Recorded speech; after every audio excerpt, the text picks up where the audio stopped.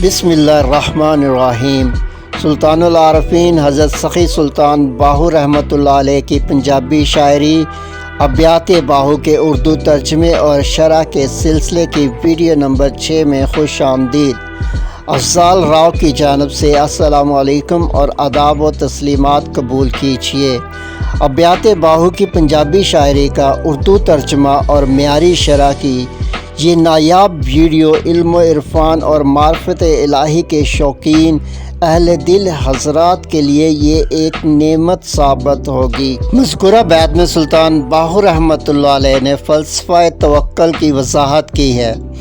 बैत शरीफ का हर मिसरा राह तरीक़त के सालक के लिए मुर्शद साबित होगा, क्योंकि हज़ूर सुल्तानुल आरफीन हज़रत सखी सुल्तान बाहू रहमतुल्लाह अलैह का फरमान आलीशान है कि कहतुर रज्जाल में अगर किसी सालक को मुर्शद कामिल नसीब ना हो सके तो ऐसे सालक के लिए मेरी किताब मुर्शद साबित होगी।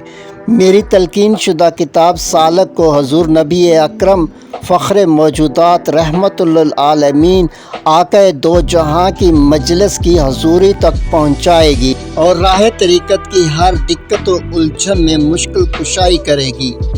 इसलिए वीडियो आखिर तक ज़रूर देखें, आपके कल्ब और रूह मार्फत इलाही से सरशार हो जाएंगे। लेकिन सबसे पहले चैनल सब्सक्राइब करें, बेल का नोटिफिकेशन ऑन करें ताकि अब्यात बाहू के उर्दू तर्जमे की हर नई वीडियो की इत्तला आपको बर वक्त हो सके। ये सब्सक्रिप्शन अब्यात बाहू के प्रचार में आपकी मदद और तावन होगा। बैत शरीफ के हर मिसरे का तर्जमा एक उर्दू शेर की सूरत में मुलाहजा फरमाएं।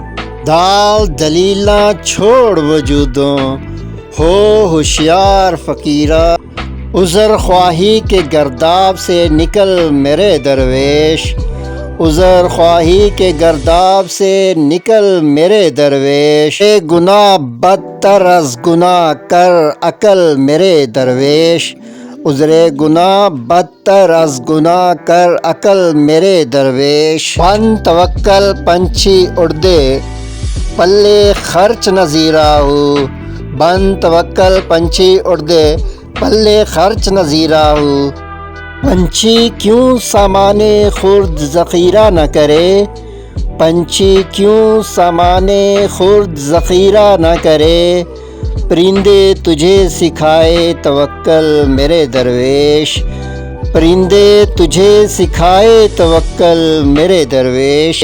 रोज़ी रोज़ उड़ खान हमेशा ना कर दे नाल ज़ख़ीरा हूँ, रोज़ी रोज़ उड़ खान हमेशा ना कर दे नाल ज़ख़ीरा हूँ। चरिंद परिंद को ताज़ा मुआश कौन पहुँचाए, चरिंद परिंद को ताज़ा मुआश कौन पहुँचाए, उल्फते सबब में मुसब्बब से ना हो गाफिल मेरे दरवेश, उल्फते सबब में मुसब्बब से ना हो गाफिल मेरे दरवेश।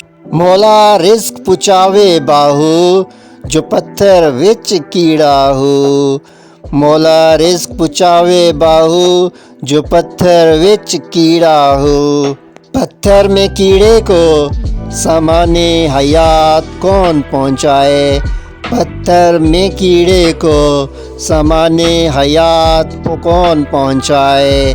तेरी मंज़िल रिज़्क़ नहीं वसल है मेरे दरवेश, तेरी मंज़िल रिज़्क़ नहीं वसल है मेरे दरवेश। उज़र ख्वाही के गर्दाब से निकल मेरे दरवेश, उज़र ख्वाही के गर्दाब से निकल मेरे दरवेश, उज़रे गुनाह बदतर अज़ गुनाह कर अकल मेरे दरवेश। पंछी क्यों सामाने खुर्द ज़ख़ीरा ना करे, पंछी क्यों सामाने खुर्द ज़ख़ीरा ना करे, परिंदे तुझे सिखाए तवक्कल मेरे दरवेश, परिंदे तुझे सिखाए तवक्कल मेरे दरवेश। चरिंद परिंद को ताज़ा माश कौन पहुँचाए, चरिंद परिंद को ताज़ा माश कौन पहुँचाए, उल्फते सबब में मुसब्बब से ना हो गाफिल मेरे दरवेश, उल्फते सबब में मुसब्बब से ना हो गाफिल मेरे दरवेश। पत्थर में कीड़े को सामाने हयात कौन पहुँचाए, पत्थर में कीड़े को सामाने हयात कौन पहुँचाए। تیری منزل رزق نہیں وصل ہے میرے درویش، تیری منزل۔ مذکورہ بیت میں سلطان العارفین حضرت سخی سلطان باہو صاحب رحمۃ اللہ علیہ نے بتایا ہے کہ اے سالک، اپنے گرد و نواح میں غور سے دیکھو، سوائے انسان کے ہر چھوٹی بڑی مخلوق رب العزت پہ پورا توکل کرتی ہے، اس لیے کہ خدائے ذوالجلال ان کے رزق کی فراہمی کو یقینی بنائے رکھتا ہے۔ خدا پہ توکل کے باعث رزق کھانے کے بعد ان میں خدا کی شکر گزاری کرنے کی صفت پیدا ہوتی ہے، کیونکہ یہ امر روزے روشن کی طرح یہاں ہے کہ خدا کا شکر وہی ادا کر سکتا ہے کہ جو اس پہ پورا توکل کرے، جس کا ایمان ہو کہ کاوش کرنا مجھ پہ واجب ہے، لیکن رزق کی فراہمی ہو یا کامیابی و کامرانی من جانب خدائے رب العزت ہے، اور میری ہر کاوش کا توقع کے عین مطابق نتیجہ آنا اسی ذات پاک کے ذمہ کرم پر ہے۔ یہ ایمان و احساس جتنا پختہ اور راسخ ہو، اتنی زیادہ شکر ادا کرنے کی صفت پیدا ہوتی ہے۔ یوں آپ کہہ سکتے ہیں کہ توکل اور شکر کا چولی دامن کا ساتھ ہے۔ آپ فرماتے ہیں سالک، اپنے ارد گرد دیکھ، یہ چھوٹے پرندے اپنے پروں کے ساتھ خوراک باندھ کر محو پرواز نہیں ہوتے۔ ہر پرندہ صرف ایک دن کے رزق کی تلاش کرتا ہے، اور یہ رزق پا لینے کے بعد یہ پرندے واپس اپنے گھونسلوں میں آ جاتے ہیں، اور پھر برقیہ وقت شکر گزاری اور ذکر الہی میں گزارتے ہیں۔ پرندے اگلے روز کا رزق ذخیرہ نہیں کرتے، کیونکہ ان کا یہ توکل ہوتا ہے کہ جس خدا نے ہمیں آج رزق دیا وہی ہمیں کل بھی رزق دے گا۔ چنانچہ پرند خوراک ذخیرہ کرنے کا تکلف نہیں کرتے۔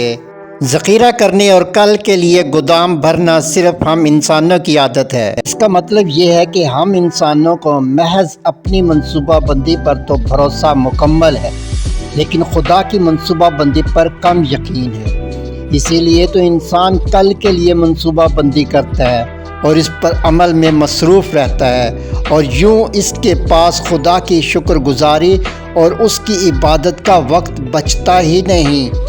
دیگر مخلوق خدا جو کل کی فکر سے آزاد ہوتی ہے، وہ شکر بجا لانے اور اس کے ذکر میں مشغول رہتی ہے۔ اور یہ امر بھی نہایت دلچسپ ہے کہ اگلے روز منصوبہ بندی کرنے والوں اور منصوبہ بندی نہ کرنے والوں دونوں کو اگلے روز کا رزق خدا ضرور دیتا ہے۔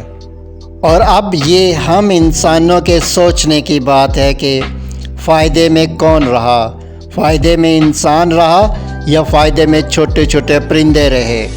توکل کرنے والے شکر گزاری اور عبادت میں مصروف رہتے ہیں، جبکہ توکل نہ کرنے والے ہم انسان آنے والے دن کے رزق کی تلاش میں ہاتھ پاؤں مارتے ہیں، اور یہیں سے ہرس کی ابتدا ہوتی ہے، کیونکہ جب اس سے اگلے دن کا رزق مل جاتا ہے تب ان میں اگلے ہفتے کے رزق کی پریشانی پیدا ہو جاتی ہے، اور اس کے بعد اگلے مہینے اور پھر اگلے سال کے رزق جمع کرنے کی خواہش پیدا ہوتی ہے، اور یوں ہرس کا لامتناہی سلسلہ شروع ہو جاتا ہے، اور ہرس کا یہ سلسلہ قبر تک جاری رہتا ہے۔ مگر یہاں یہ امر ضرور ملحوظ خاطر رکھیے کہ ہرس کی بنیاد پر کی گئی منصوبہ بندی اور احتیاطی منصوبہ بندی میں بڑا زیادہ فرق ہے۔ جیسے حضرت یوسف علیہ السلام نے آنے والے قحط کے لیے جو 7 سال کی گندم ذخیرہ کی تھی، اس کی بنیاد ہرس نہیں بلکہ توکل پر قائم تھی، کیونکہ قحط کے آنے والے دور میں امن کو یقینی بنانے کے لیے یہ منصوبہ بندی ضروری تھی۔ توکل کی برکات میں شکر گزاری اور عبادت شامل ہیں، وہیں توکل کا براہ راست تعلق انسانی معاشرے میں قائم امن سے بھی ہے۔ ایک انسانی معاشرے میں امن اور توکل براہ راست ایک دوسرے سے منسوب ہیں۔